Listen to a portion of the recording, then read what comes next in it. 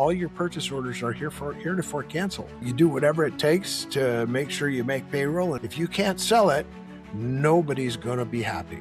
Welcome back, everybody, to the Breakout CEO podcast. I'm your host, Jeff Holman, and I am here today with Jim Tracy. Jim has a really long background. We'll get into some of that, but I'm not going to try to tell you everything he does, except to say he flies airplanes and jets, and I'm sure that'll come up at some point while we're talking.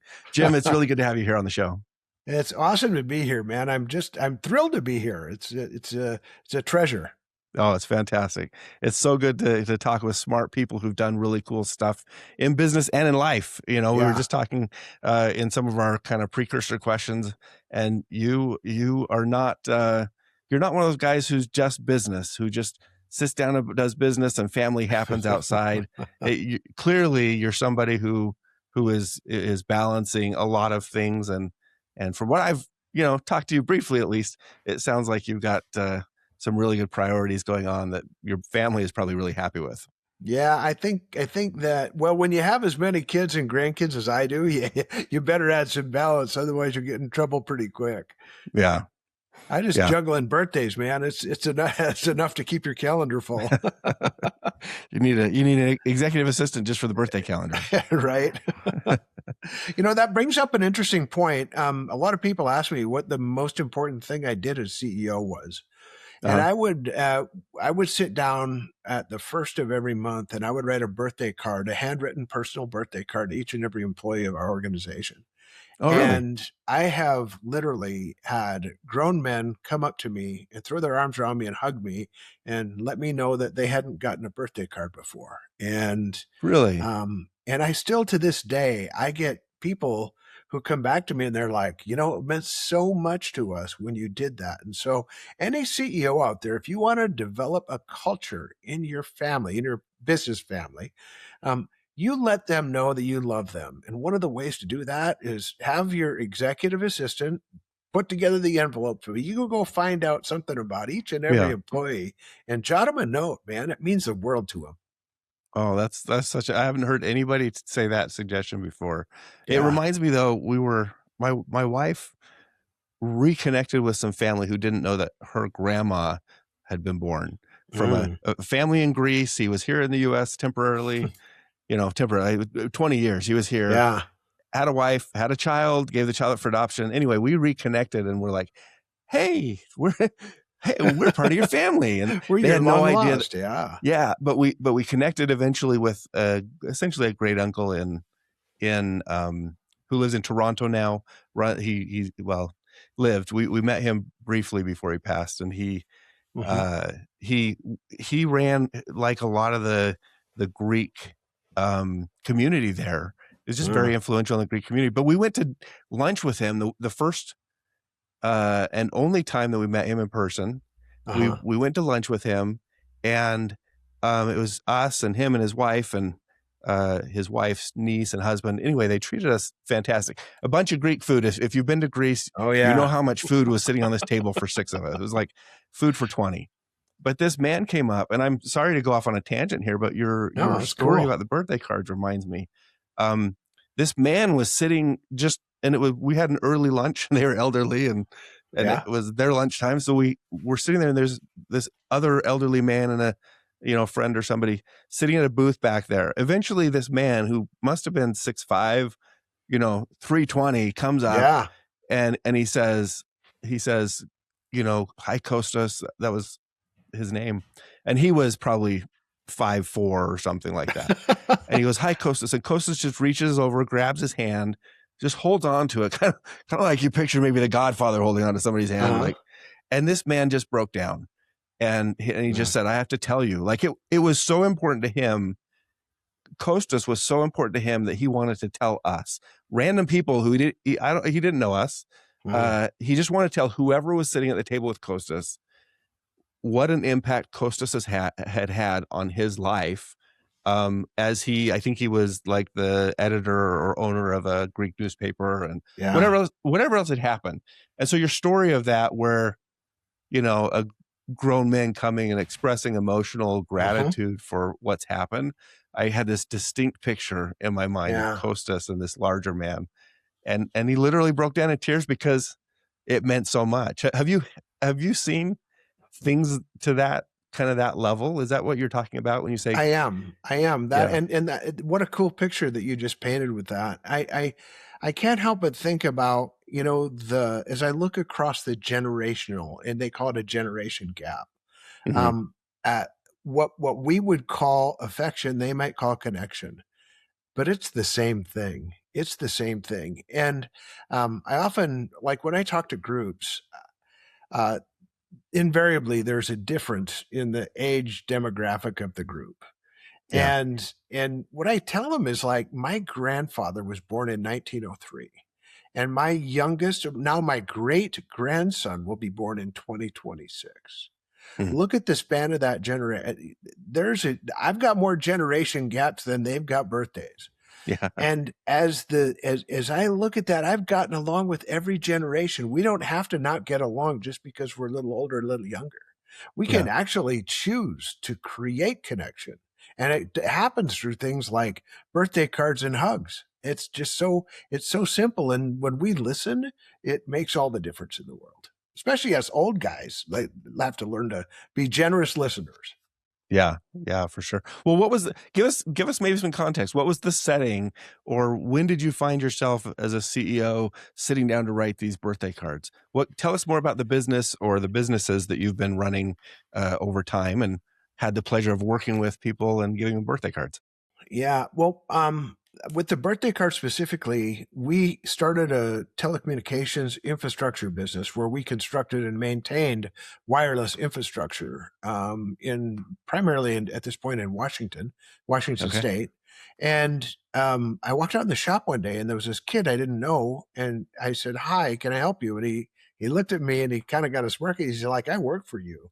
I'm like, "Oh, this is terrible. I know everybody and I don't know you." And then we had Uh, two locations. And so there was more people at the second location that I didn't know. So I decided we had to connect with them. And one of the ways to do that was birthday cards. Another way, um, because you have to find out, in order to write somebody a real birthday card, you have to do a little research on who they are and why they're there and where they came from and hmm, et cetera, what they do and who they hang out with. So, but also it led me to start what we called Legacy Radio. And we had a hmm, 15-minute live call in radio. We called it a radio show. It was via conference call, but we called yeah, it Legacy Radio, and they would come in and I'd do a little safety talk, and then we'd go live with questions and answers for me and my partner, my son Ryan, and we would, but it was primarily me, and we would just, like, give people our heart for why this was important. And I'll never forget one time I was on the phone with, and at this point we had 125, 150 people, and one of the guys felt that what he did wasn't important. I'm like, time out, man. When we started this business, 40% of all calls that went to 911 were made on a mobile device. And now at that point, it was 80%. So you're saving lives. So you might yeah, think you're shoveling today, but you're not. You're actually saving lives. And so yeah, when we get to approach people with a very transparent perspective of why we do what we do, and then just love them. Yeah. yeah. Interesting. So you're doing this radio show or call-in conference call for your team internally. Just a quick note about our guests.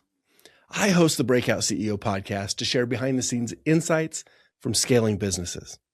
As an attorney, I see the real challenges leaders face long before success becomes public. But client stories have to stay confidential.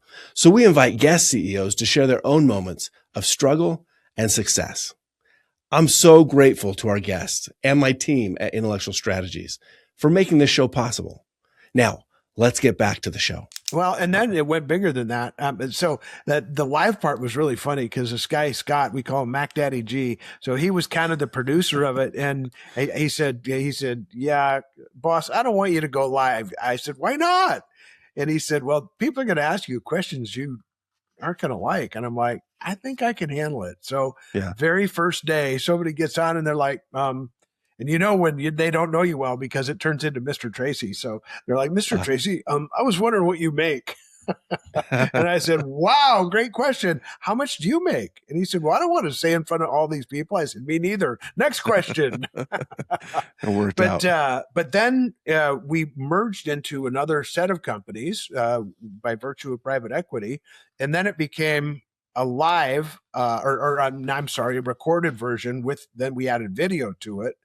And because it went across 4 time zones, now we can't do live, but now we're doing adding video to it, but we're explaining to them why we do what we do and why safety is important to us and why Hmm. the quality measures that we take serve our families, because then our customers love us and then we can go back and ask for more work and they give it to us and things like that. So at the end of the day, that program called On Radio is what kind of brought me full circle into actually loving sitting in front of a microphone and connecting and impacting people's lives.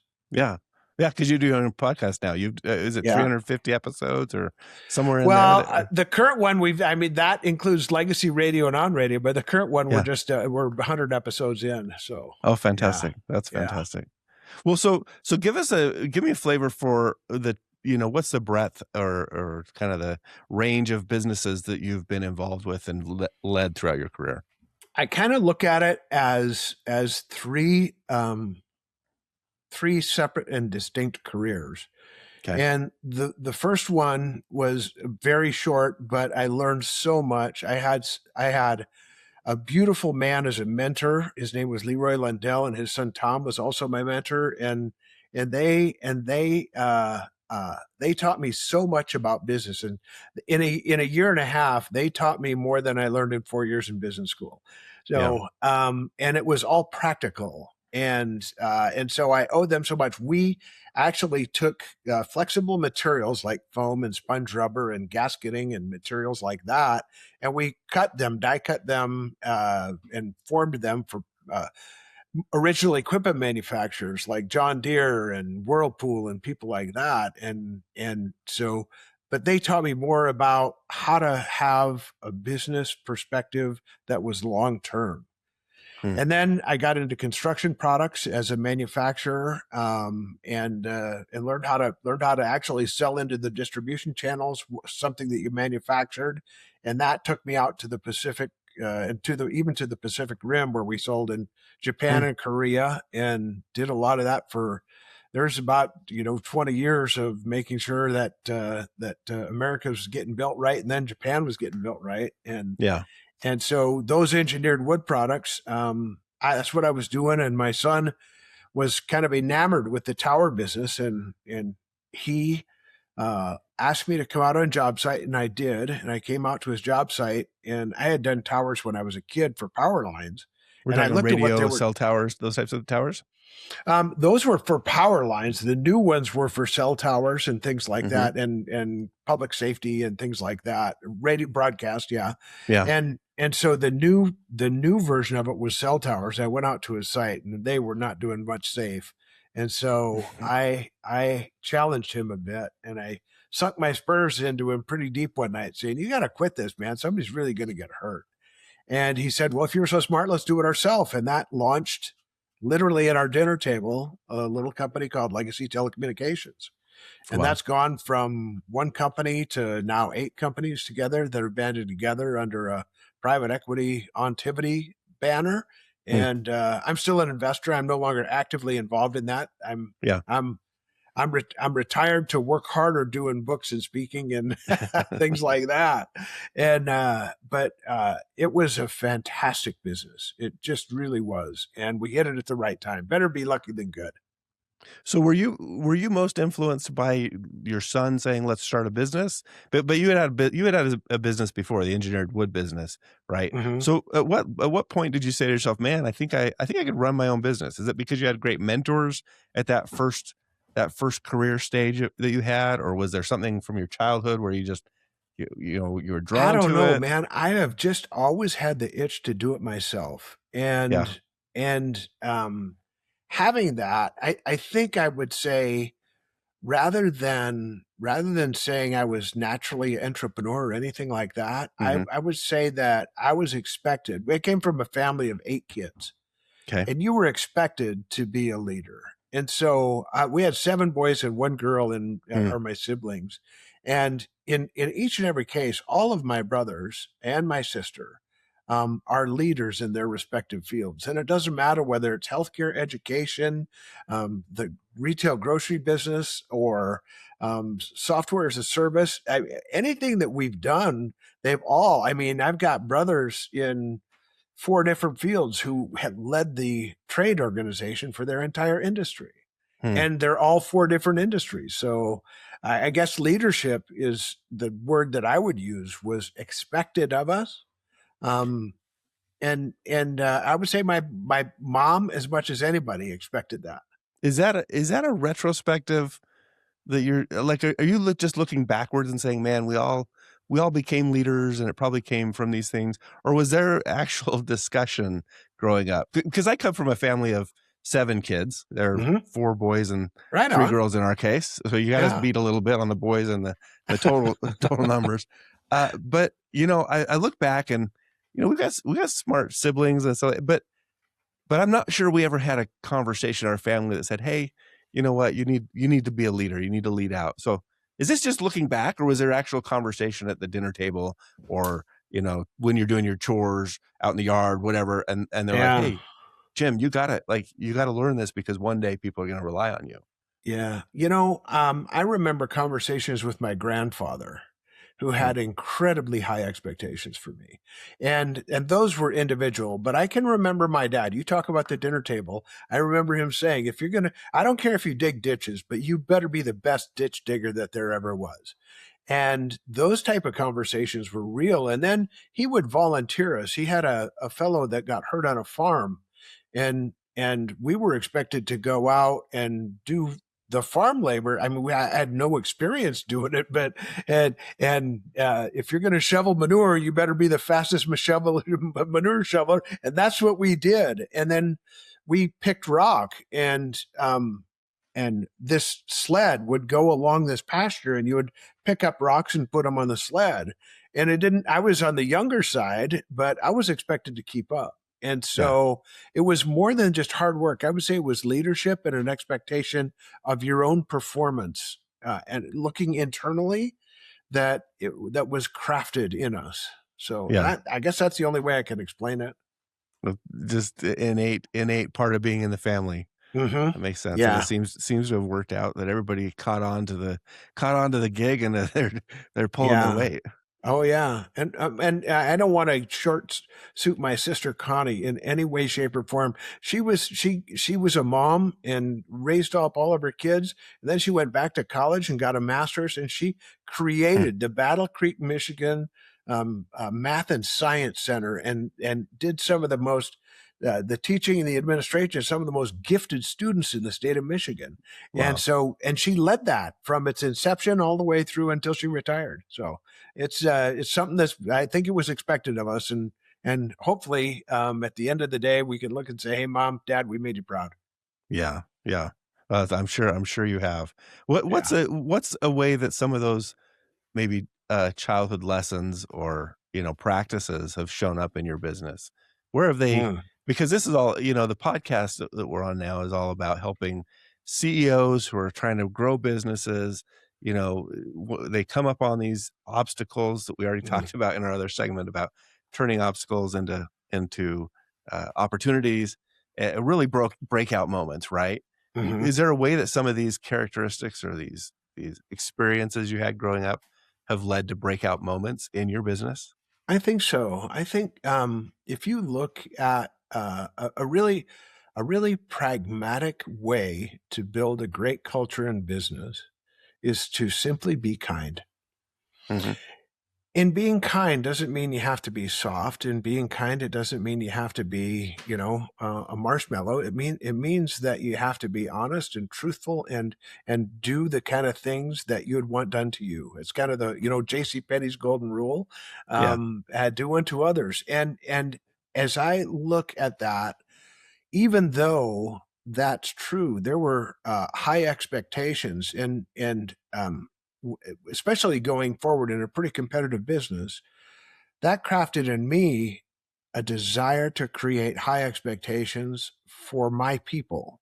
Mhm. And the benefit then, the greatest benefit to me, I took people who had high school educations and we built them into homeowners and taxpayers and successful people who got and I mean we've created a few millionaires simply because they Hmm. got management incentive plan that they cashed in when the business sold, and it's been a wonderful experience. But that wouldn't have happened if we weren't kind. And by kind, that includes high expectations for you because I want you to perform at a level that serves your family, that serves Hmm. so your children will look at you and be proud of the work that their dad does. It doesn't matter whether you're sweeping a floor, climbing a tower, or programming a radio. All three of those are equally important. And I want your kids to be proud of you because you better have the cleanest floor. Like my dad said, be the best ditch digger, be the best floor sweeper, be the best radio programmer, et cetera, et cetera, et cetera. Yeah, man, I was gonna ask you, maybe you've answered the question, but in case anybody else has the same gap that I've got at the moment, because I think about kind and growing up with, 6 other brothers and a sister, like, being kind at some level, being kind to your sister and being kind to your brothers are 2 different worlds, right? Like, punching your brother in the arm is probably a kind gesture a lot of times, Sure. but it's not kind. So, but I was wondering, as you're explaining that, because we have different businesses have different um, educational levels for their employees, Hmm. different socioeconomic levels, different cultures, different languages, whatever it might be, right? Grow up in different environments even, and and when you say be kind, I was wondering if there's really a universal language to being kind, because y- for some people, I think today, in today's world, especially if we start talking like political types of things, which we won't, but you get people who look at 2 sides of the same situation and see it differently. Yeah. But as you explain that, you might have answered the question about the universal language of kindness as maybe not just giving people expectations to do well, but letting them see that you think they can do that well. Is that Yeah. part of what you're saying? It is. And I know that uh it becomes apparent mostly when I give a speech, and I do a lot for corporations, and it's invariably you see the old people are on one side of the room and the younger people are on the other side of the room, and there's an aisle between them, right? There's Yeah, an impenetrable space, and I always ask the question: is respect given or is respect earned? And most of the old folks say it's earned, and most of the young folks say it's given. And I'm like, you're both got this dialed in perfect. But what if we earned respect before it was given? And what if we gave respect before it was earned? hmm, If that was in fact true, then we could kind of meet in the center of that aisle. And somebody who wanted to earn respect would already be gifted some, and he'd try harder to earn it. And if yeah, somebody who wanted to earn your respect was given before, yeah, it's amazing that we have allowed it used to be that we would have like an apprenticeship world or apprenticeship yeah, model. So even if you were a stockbroker, you went in as someone's helper so you could watch them, observe them, emulate them, and then hopefully they would craft you into a a, a person who had this amazing career. And we've gotten away from that because everybody wants to crawl over the top of each other instead of give each other a helping hand. Frankly, I'd rather give a helping hand. It's way more fun to help somebody else succeed than it is to like trample them. And yeah, it's yeah, it's and if you want to call that kindness, okay, I'll call it. Yeah, that's part of being kind. Just doing. I'll never forget my son and I were trying to get on the contractor bandwagon of a large multinational wireless carrier. And we went into a meeting and there was a whole bunch of people on the other side of the table and this 40-year-old and this 18-year-old sitting on this side of the table. And one of the guys on the other side of the table was trying to challenge my son. He says, well, how do you get your people to keep their quality up? And Ryan said, we ask them to do the right thing. hmm, And they weren't satisfied with that. He says, well, what if they don't know the right thing? And Ryan said, well, then we tell them to do the best right thing. Yeah. And that wasn't good enough. He said, well, what if they don't know the best right thing? And he said, well, then we give them one of your phones and we ask them to call us. And it's so true in that if we can just reach out and tell people that we have high expectations for them and that we'll help them, that encapsulates everything you need to know about business success. Over the years, when I've gone to events, I noticed a shift, and I think this might, because I love that you're talking about kindness or respect in terms of, is it given or earned? Mm, And as you're explaining that, I'm thinking of it as where does it originate, right? And you're suggesting that they both should originate internally yeah, rather than waiting for it to originate on the other side of the table, so to speak. exactly. And I it reminds me of I've been in audiences and organizations where I remember going in as the new guy, and Yeah, and I'm always like, why don't these people who have been here, these so-called quote elders or whatever, right? Why don't they reach out to me as the new guy and like yeah, bring me in? And then, fast forward years, and now I've been in these groups for a long time, and I'll watch somebody new walk in and I'll be like, they really should do a better job at reaching out. They're the new guy. And it's so like in some ways I've been very externally focused. It's like it doesn't matter which position I'm in, it's their job yeah, to reach across the aisle, so to speak. And it's absolutely not the way to do it. yeah. I've realized this about myself. And that's exactly what you're describing is reach across from your side to the other side. Don't think that the other side has to reach across to you first. Yeah, and there's nothing bad that people are doing. They're just kind of exercising human nature. Well, sometimes human nature can take a negative slant and we have to course correct. And that's, Yeah. I would talk a lot about flying. If you just flew in a straight line, it'd be awesome. But you'd forget about the curvature of the earth, you'd forget about wind, you'd forget about gravity, and pretty soon you'd be a smoking hole at the end of a plowed field somewhere. So you Yeah. have to course correct, and those little corrections that you make and just subtle little turns, all of a sudden now you don't have to make big corrections because you find yourself 20 miles off course. Yeah. And those are true not only in aviation, those are true in business. And it's just being sensitive and self aware and situationally aware more. And to your first point, more to your gut than to Yeah. your KPIs. Yeah. Is there a time in your business where you caught yourself way off course? And if so, what did you do to get back on course? Because a lot of people, over time you drift and all of a sudden you're like, man, I thought we were doing really well. I didn't think I needed to spend on XYZ. And, it's been a year and I'm like, we're not hitting revenues or our team's falling apart, Yeah. or you finally realize something happened. You're like, what was I doing? That was a dumb idea. Now that I see it, how do I fix it? And it always goes back to the fundamentals, doesn't it? Yeah. Yeah. Yeah. Yeah. So I'm sitting and Goes I'm back to gonna pair, really, like, right? Pair for yeah. flying. Pare. You gotta PARE. take the Yeah. blindfold off and start with the fundamentals. Yeah, start with the fundamentals.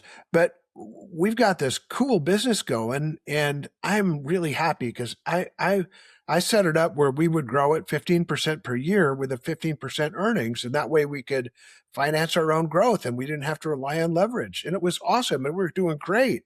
And then I found out that my largest customer, who happened to be my only customer at the Mm, time, mm, was in merger talks with another carrier, and they said, "Oh, by the way, all your purchase orders are heretofore canceled." mm. And then you're in a full sale scramble because for 2 months you've got no work and you've got people who are relying on you to go to the grocery store. Yeah. And so that's a lesson in customer concentration that will never be forgotten. And you Wow. have to course correct. That's when you do whatever it takes to make sure you make payroll and keep people going to the grocery store. So when it does start back up again, you've got a labor force. What was your team like at that point when that happened with you? There were probably it was early, but there were probably 8 or 10 of us that we Mm, needed to go find something for them to do because if they leave, you either then are number one. I always felt like we had a responsibility to make sure they stayed sure. busy. So I would sacrifice margin in order to keep them gainfully employed, everybody working at least their 40 hours. And then I never minded having them work overtime because that was their way of securing, bonus work.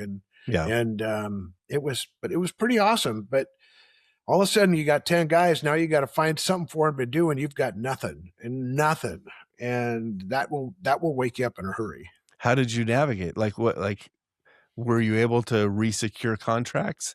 Uh, Did the merger go through? Did you have to go find new customers or? the merger did go through. It was VoiceStream turning into Deutsche Telekom, Okay. and so they are VoiceStream. I'm sorry, turning into T-Mobile USA, and so they had a dramatic shift, but they came in back in with capital after 2 months, and we started building like crazy. But in Yeah. that other time frame, we found some work for the county, and we built a garage at my place, and we did whatever. We poured a lot of concrete, and we did whatever it took to keep everybody at the grocery store. Yeah. It's Yeah, those construction companies are like, if I just got to keep them busy on a job and not make any money, it's better than losing them. Especially when you're small, because when you're big, it impacts more people, right? mhm. But when you're small, even the impact on one person is a bigger overall percentage impact in the company. So there's kind of give and take depending on what your business is like. So And it has a greater impact when you're small because the uh, the opportunity for your wife to meet their wife at that grocery store is pretty significant. And if you're doing your job, they're happy. not avoiding each other down one aisle, and yeah, yeah, no, that's interesting.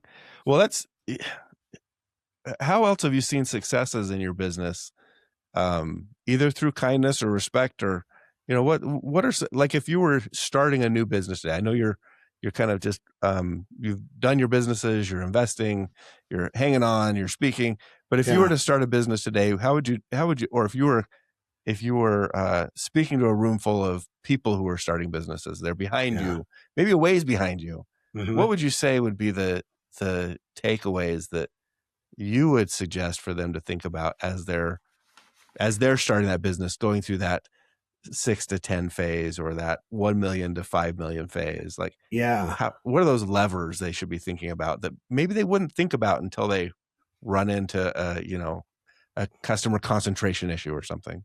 Yeah. Well, on a day by day basis, I'm involved with one of my grandsons right now. He's 22-year-old, and he started a business called Canine Meats.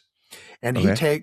takes beef organs, and he takes all the bacteria out of them with a really cool proprietary process that he developed, and he freeze Awesome. dries them, and they're for sale at retail. And so I'm on the phone with him on a daily basis. Yeah.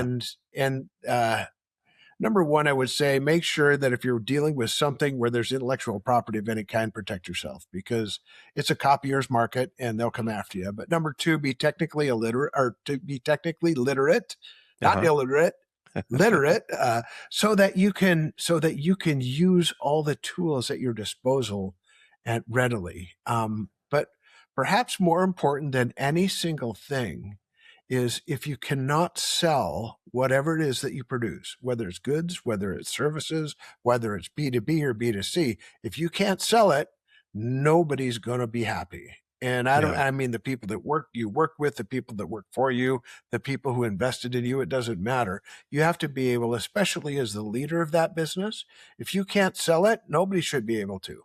Yeah. Yeah. Yeah.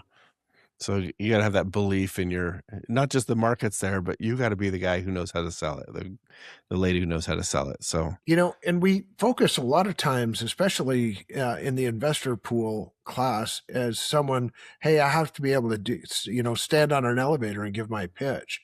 yeah. Well, that's more true in sales than in anywhere that you go, whether it be through distribution or whether it be direct to retail, or whether you're, a DSD or something like that, or whether you're selling to the Fortune 500 companies. If you can't inform people what you do on a really, really brief and compelling way, then you probably should go to work on that. Yeah.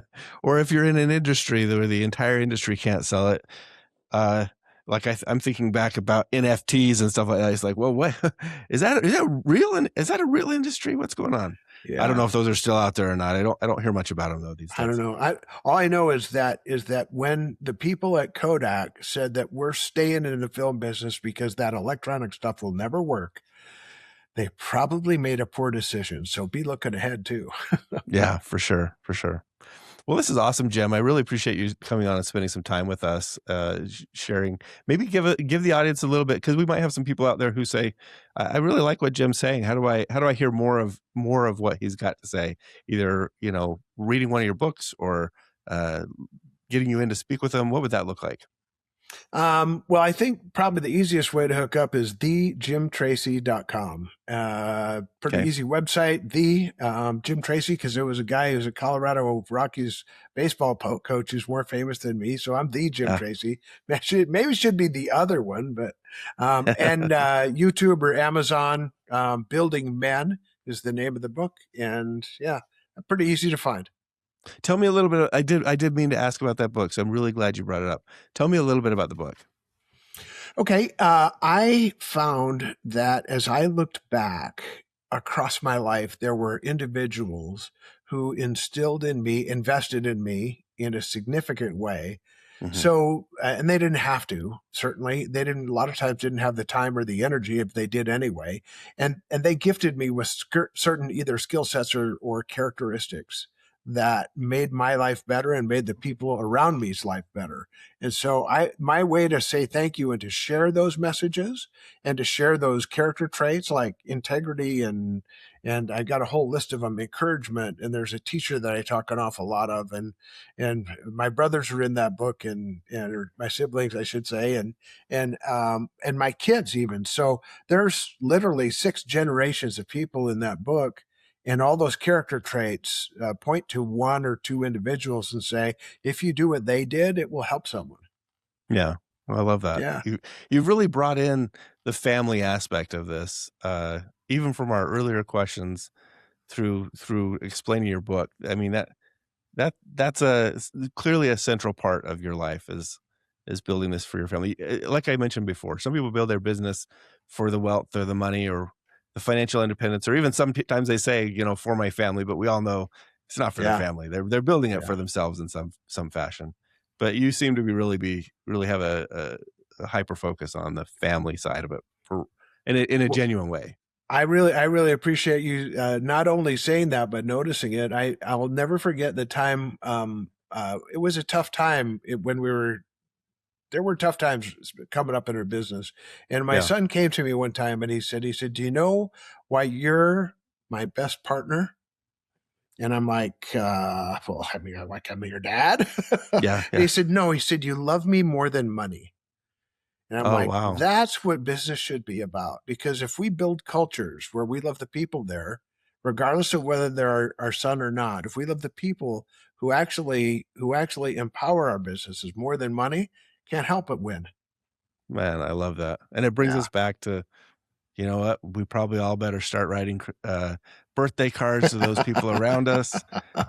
Just learn about them, figure out something that they like or that's unique, and Yeah. and recognize them when there's an opportunity to do that. So Yeah. you brought us full circle, Jim. All right. Well, thank you, man. I appreciate you so much having me on. This has been fantastic. I really appreciate it. And if I'm ever up you're in Eagle, Idaho, right? Yeah. If Boise I'm ever area. Boise area, if I'm ever up it that way and you need someone to fill a seat in one of your jets, just let me know. Just let me know. All right. Well, thanks again, man. Appreciate you, Jeff. It's been fun. Thanks, Jim. That's it for the show, guys. Be sure to follow or subscribe on your favorite podcast platform. And if you enjoy the show, a rating or a review goes a long way. Our mission is to promote the stories of breakout CEOs in scaling SaaS, e-commerce, and tech companies to equip peer CEOs with valuable perspectives and confidence. Thanks again for joining us on this episode of The Breakout CEO. I'm Jeff Holman, and I'll see you next time.